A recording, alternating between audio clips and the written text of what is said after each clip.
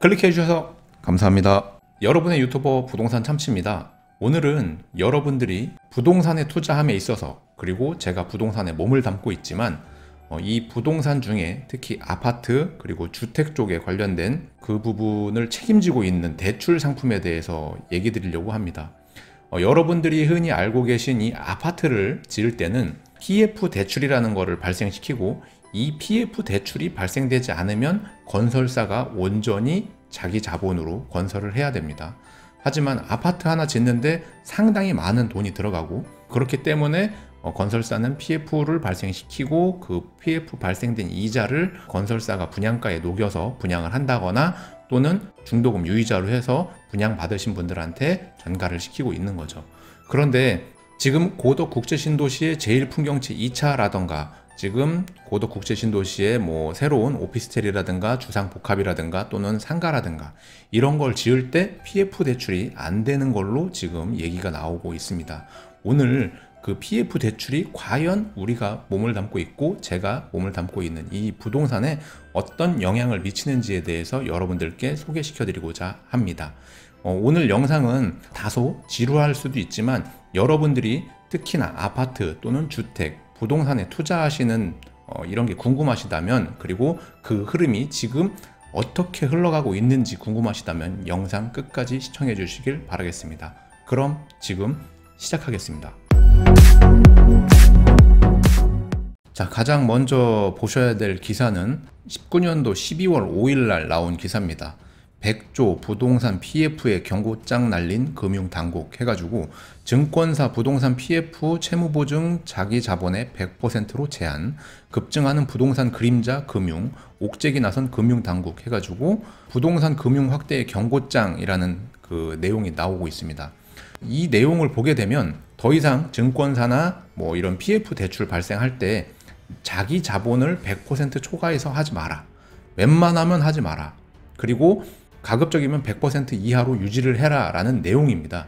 계속해서 기사를 보게 되면요, 요거는 이제 하느니 직접 대출해서 증권사에 무슨 일이 라는 내용으로 4월에 SBS CNBC라는 곳에서 이제 나온 내용입니다. 동영상은 찾아서 한번 보시고요.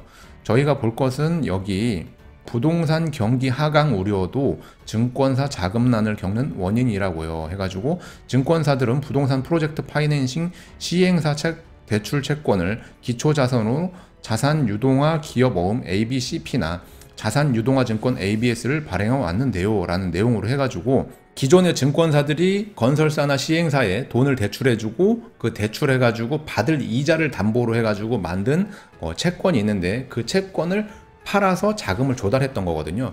근데 이 바이러스 19가 터지면서 주택 경기나 부동산 경기가 안 좋아질 걸로 예상을 하고, 이 채권을 시중에 싼 이자로 내놨던 게 안 팔리니까 점점 이게 이자가 올라가고 있습니다. 그런데도 불구하고 일반 개인이나 투자자들이 이 어음을 사고 있지 않은 거예요. 그렇기 때문에 PF 대출에 지금 자금 경색이 어느 정도 일어나고 있는 걸로 파악이 된다, 그런 내용인 겁니다. 그리고 요걸 보게 되면 금융위 부동산 PF ABCP, 요게 이제 그겁니다. 만기 불일치 손질의 건설 금융투자업 왈가왈부 해가지고 지금 이미 경색이 시작됐다. 기업 어음은 한국은행이나 이런 데서 다 직접 매입하는데, 유독 이 부동산 PF 대출 관련된 거는 한국은행에서 직접 매입을 하지 않고 있습니다. 그렇기 때문에 지금 증권사부터 해가지고 이 PF 대출, 즉 아파트를 짓거나 무슨 건설을 할 때 이 PF 대출을 발생시켜 가지고 자금을 끌어와 가지고 토지 매입비도 충당을 하고 건설 자금도 충당을 해야 되는데 지금 이게 끊긴 거예요. 이 사람들이 이거를 왜 끊었고, 그리고 이 채권을 발행하면은 이 투자자들이 그걸 사야 되는데 안 사는 이유가 있겠죠. 여기 보면 부동산 PF 대형 금융사고 급증 피해액 3,108억 원 139% 해고, 최근 5년간 금융사고 발생 현황, 예전 PF로 해가지고 손실을 봤었던 그런 내용들이 이 기사에 주로 실려져 있습니다. 요런 PF 대출의 또 한 가지 그림자가 이제 자영업 대출 쏠림에 중소저축은행 연체율이 증가했다라는 내용이 또 담겨 있는데요. 저축은행이나 시중은행이나 이런 곳에서 코로나19 때문에 중소기업 그리고 자영업자들, 저처럼 이런 자영업자들한테 지금 대출을 막 해주고 있거든요. 근데 지금 대출로 버티고 있는 사람들이 꽤 많이 있습니다. 근데 이 대출로 버티다가 안 되면 결국 연체를 하겠죠. 이 연체를 할 것 같은 게 조금씩 조짐이 나오고 있기 때문에 증권사도 그렇고 금융당국에서도 그렇고 지금 다방면으로 부동산을 규제하는 겁니다. 더 이상 부동산으로 자금이 들어가지 못하게 말이죠. 이 기사는 건설경제신문에서 나온 거고 P2P 업계 연체 줄이며 부동산 관련 대출 상품 축소해서 6월 1일 날 나온 겁니다. 여기 보게 되면은 실제로 부동산 PF 연체율이 증가하고 있다. 지난 4월 테라펀딩 연체율은 18.05%를 나타냈고 피플펀드의 부동산 PF 연체율은 68.1%에 이른다. 피플펀드, 테라펀딩 모두 P2P 금융 상위 업체다. 이에 PF 대출 상품을 취급하던 P2P 업체들은 취급 상품군 축소에 나섰다. 피플펀드는 최근 PF 대출 시장 철수 계획을 밝혔다. 데일리 펀딩과 헬로 펀딩은 PF 대출 상품을 줄이고 있다. 그리고 다음 기사를 보겠습니다. 여기 보면 PF, ABCP 이달 만기 17조 단기 자금 시장 또 경색되나 해가지고 예전에 ELS 마진콜 이어 새로운 뇌관 금리 3% 육박인 겁니다. 아파트를 지을 때 발행한 PF를 다시 채권으로 만들어서 판 게 바로 ABCP라는 건데 이게 기존에 이자를 1%만 줘도 잘 팔리던 게 지금 2%를 넘어서 3%를 줘도 안 팔린다는 내용이에요. 그럼 결국 이거를 팔아서 자금을 다시 융통해야 되는데 안 되면 결국 그 채권을 발행하기 위해서 건설사에 PF를 대출해줬던 그 증권사가 모든 걸 떠안는 식으로 가고 있는 겁니다. 그렇기 때문에 지금 증권사들은 현금 확보를 해야 되는 이런 직면이 온 거고 그런 와중에 고덕제일풍경채 2차처럼 아파트를 분양하거나 또는 일부 다른 지역들의 아파트들이 계속 분양이 늦어지는 이유가 바로 이런 겁니다. 자금을 땡겨오는 게 지금 어려운 겁니다. 여기 기사 말미에 보면 김은기 삼성증권 글로벌 채권팀 수석연구원은 PF, ABCP 금리가 여전히 회복되지 못한 가운데 이달 말 만기 도래 규모가 17조 원으로 적지 않다며 특히 단기 자금 시장이 타이트한 분기 말이 겹치게 되면 다시 시장 경색 리스크가 커질 수 있다고 우려했다. 그러면서 PF, ABCP에 직접적으로 유동성을 공급하는 정책적 보완이 필요하다고 밝혔다라는 내용이 담겨 있고요. 이것도 이제 건설경제신문에서 나온 겁니다. 6월 1일 자료요. 코로나 사태 후 부동산 PF, ABCP 발행 3분의 1 토막났다. PF 대출이 지금 거의 안 된다고 보시면 돼요. 이것도 이제 기사 말미를 보게 되면요. NH투자증권 관계자는 당국이 SOC를 규제 대상에서 제외하고 채무보증 한도의 경과 규정, 자기자본 비율을 110에서 120%까지 한시적 허용을 두기로 했지만 대다수 증권사들의 부담은 여전하다면서 이런 가운데 코로나 사태로 인한 부동산 시장의 충격은 2분기부터 본격화될 것이란 점에서 PF 사업장의 자산 유동화는 당분간 상당한 제약을 받을 수밖에 없을 것으로 내다봤다. 2분기부터 부동산 경기가 부동산 시장의 충격이 2분기부터 본격화될 것 이런 그 투자 증권사라든가 뭐 이런 여러 업체들 우리가 흔히 알고 있는 뭔가 이런 자본시장을 흔들 수 있는 사람들은 이미 부동산이 어느 정도 충격을 받았다. 그리고 그 받은 충격이 1분기를 지나 지금 2분기 때 좀 더 우려가 되고 만약 이 바이러스 사태가 길어진다면 지금 3분기, 4분기까지도 내다볼 수 없다. 이런 것 때문에 지금 건설사의 PF 대출을 내줄 수가 없는 이런 상황이 오고 있는 거죠. 이것도 이제 6월 2일 날 나온 겁니다. 조정 유동성 비율 100% 이하 수두룩 부동산 PF 새 뇌관 코로나발 부동산 PF 유동화 증권 차환 발행 안돼 증권사 유동성 압박 하나금융 메리츠 신한 유진 등 증권사 일부 유동성 리스크 직면 해가지고 기존의 PF 대출을 많이 발행했던 그 업체들이 자금 회수를 하기 위해서 그 여기 나온 그 채권 ABCP라는 거를 발행하면 저 같은 개인 투자자들이 그거를 뭐 1,000만 원을 사건 2,000만 원을 사건 또는 뭐 기업이 그거를 얼마를 사건 해가지고 시중에서 그거를 이제 흡수해 줘야 되는데 지금 금리를 1%대 코로나 전에 1%대 줘도 잘 팔리던 게 지금 3%대도 안 나간다라는 겁니다. 모두가 지금 부동산 하락에 어느 정도 무게를 싣고 위험 자산이다 생각하고 그걸 사지 않는 지금 모습이 나오는 거예요. 이게 길어지면 결국 어느 정도 이게 좀 시장을 좀 시끄럽게 할 정도면 한국은행에서 분명히 다시 한번 나서서 이런 것도 전부 매입해 주겠다라고 하겠죠. 근데 과연 그런 게 우리가 알고 있는 인플레이션이라든가 뭐 이런, 그러니까 경기가 좋아진다라는 신호로 받아들여야 되는 건지를 다시 한번 생각해 보셔야 되는 겁니다. 기사 중간쯤에 보게 되면요, 금융감독원에 따르면 증권회사가 부동산 PF 대출 채무를 보증하는 규모는 2019년 말 기준 25.6조 원에 달한다. 증권사 자기자본 약 47.9%에 이른다. 채무보증 유형을 보면 대출 채권의 부실 위험까지 부담하는 신용공여형 채무보증이 전체 채무보증의 85.5%나 된다. ABS, TB가 일시적으로 만기 연장되지 않는 것뿐만 아니라 부동산 사업의 실패에 대해서도 증권사가 책임을 진다는 말이다. 즉 PF 대출을 해준 증권사가 그 건설회사가 분양한 아파트가 미분양이 나서 자금 회수가 잘 안 됐을 때 그 위험 부담을 떠안는다라는 그런 채권인 거죠. 부동산 사업장의 부실로 촉발된 것은 아니지만 코로나19 사태는 부동산 채무 보증으로 인해 증권사가 유동성 리스크에 노출될 수 있다는 것을 증명했다.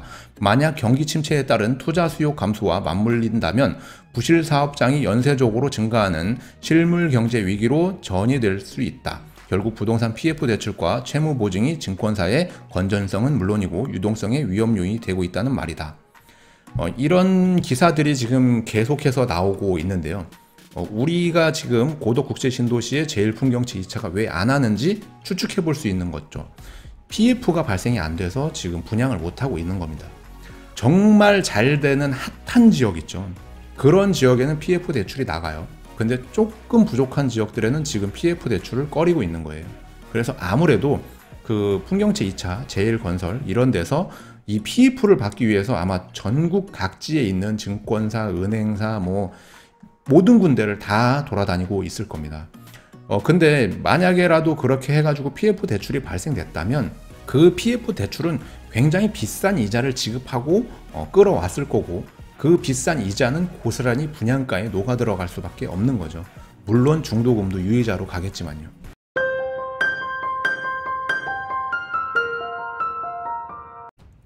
오늘은 우리가 알고 있는 부동산, 그리고 우리가 앞으로 돈을 벌고 뭔가 인생에 있어 가지고 한 번씩은 부동산을 사야 되는 이 부동산 시장에 정말 중요한 유동성을 공급해주는 PF에 대해서 알아봤습니다.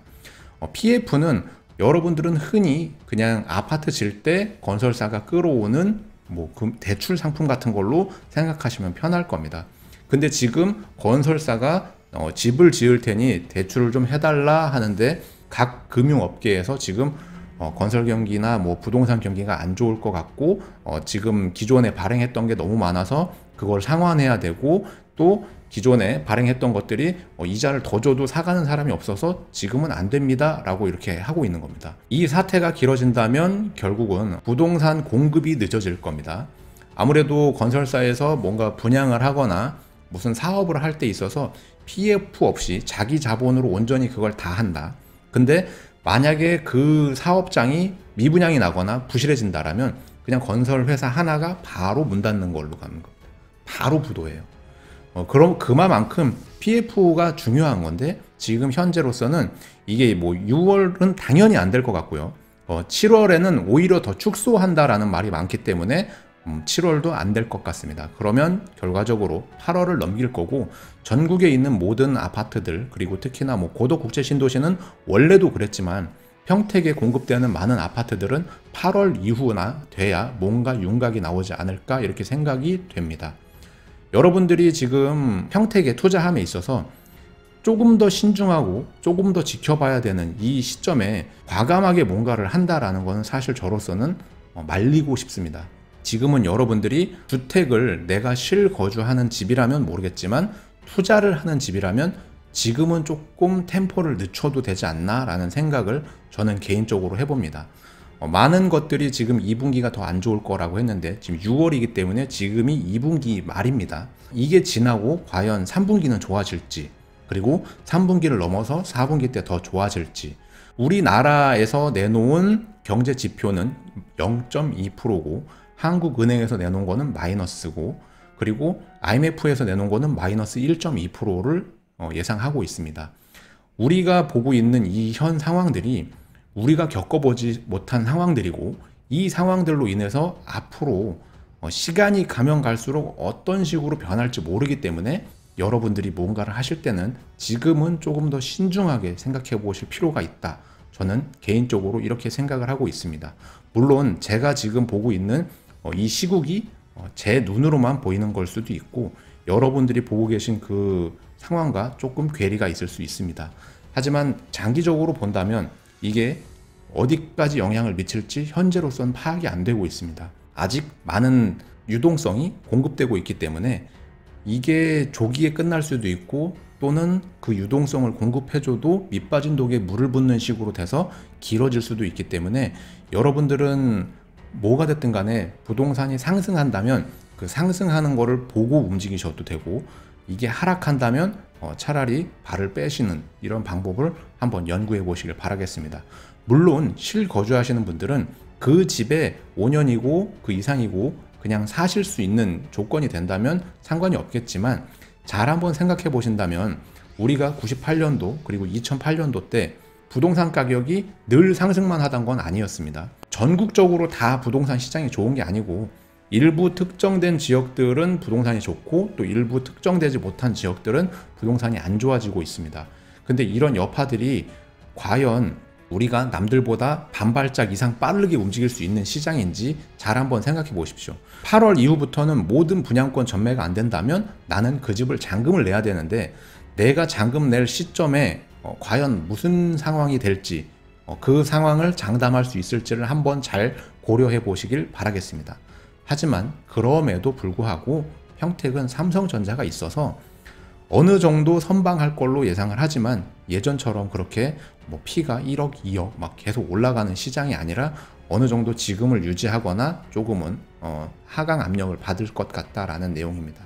물론 삼성전자 3기 공장이 완공될 그 무렵 1, 2년 후, 길게 보면 한 2년 후 정도 되겠죠. 그 정도 됐을 때 삼성 협력 업체들이 평택으로 들어오고, 그분들이 데리고 오는 직원들이 평택에 집을 살 때는 아무래도 집값이 다시 움직일 수 있을 겁니다. 하지만 그분들도 결국 각 지역에 살고 있는 집을 처분하고 오셔야 되는데, 모든 부동산 경기가 안 좋다면 결국 그분들도 그 집을 처분하지 못하고 평택으로 오시게 될 때 전세나 월세를 먼저 사실 거고요. 그렇게 안 되면 아마도 기러기 생활을 하게 될 겁니다.